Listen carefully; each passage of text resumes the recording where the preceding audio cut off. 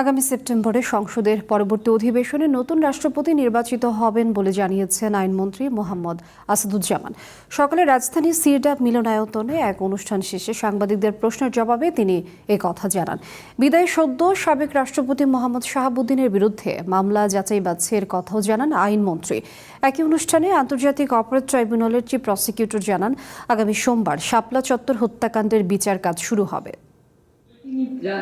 জনগণের প্রতিনিধি মানবাধিকার সংগঠন অধিকারের আয়োজনে এই পরামর্শ সভায় উঠে আসে গুম, খুন ও বিচার বহির্ভূত হত্যাকাণ্ড সহ নানা ইস্যু। এতে মানবাধিকার কর্মী ও ভুক্তভোগীরা ছাড়াও যোগ দেন চিফ প্রসিকিউটর ও আইনমন্ত্রী।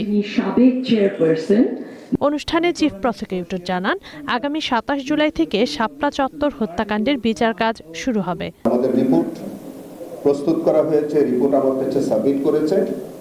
আগামী সোমবার দিন আমি বাদী হয়ে ফর্মাল চার্জ ইনশাআল্লাহ আমি দাখিল করব এবং আগামী সোমবার থেকে এটা ফর্মাল বিচার কার্য শুরু হবে।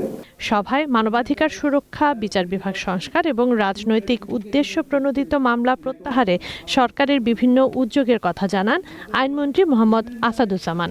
বলেন, মানবাধিকার কমিশন আইন ও গুম প্রতিকার ও প্রতিরোধ আইন শিগগিরই মন্ত্রিসভা হয়ে সংসদে তোলা হবে। দাবি করেন, সাম্প্রতিক মাসগুলোতে বিচার বহির্ভূত হত্যাকাণ্ড প্রায় শূন্যের কোঠায় নেমে এসেছে। গত কয়েক মাসের সরকারে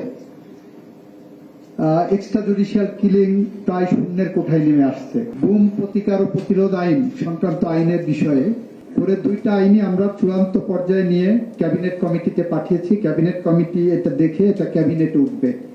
আশা করছি নেক্সট ক্যাবিনেটে এই দুইটা আইনে আমরা চূড়ান্তভাবে অনুমোদন দিয়ে পার্লামেন্টে নিয়ে যাব। অনুষ্ঠান শেষে সাংবাদিকদের প্রশ্নের জবাবে আইনমন্ত্রী বলেন, সংবিধান অনুযায়ী আগামী ২৪ অক্টোবর পর্যন্ত নতুন রাষ্ট্রপতি নিয়োগের সময় আছে। ২৪ অক্টোবর পর্যন্ত আমাদের হাতে সময় আছে। সুতরাং বিশেষ অধিবেশন ডাকার মতো কোনো পরিস্থিতি এখন তৈরি হয়নি। যেহেতু ৬০ দিনের মধ্যে আমাদের ১৫ জুলাই থেকে ৬০ দিনের মধ্যে আমাদের পরবর্তী অধিবেশন হওয়ার কথা সাংবিধানিকভাবে, আশা করি সেই অধিবেশনেই এটা নিষ্পত্তি করা সম্ভব হবে। সদ্য বিদায়ী রাষ্ট্রপতির বিরুদ্ধে যেসব মামলা আছে সেগুলো যাচাই বাছাই করে দেখা হবে বলেও জানান আইনমন্ত্রী আসাদুজ্জামান। সেটা আমরা যাচাই বাছাই করে দেখব। এইটা যারা করেছেন কি উদ্দেশ্যে করেছেন, তাদের উদ্দেশ্য কি, সৎ উদ্দেশ্য না অসৎ উদ্দেশ্য, এগুলো দেখি। তানজিনা অন্ত, ওয়ান নিউজ, ঢাকা।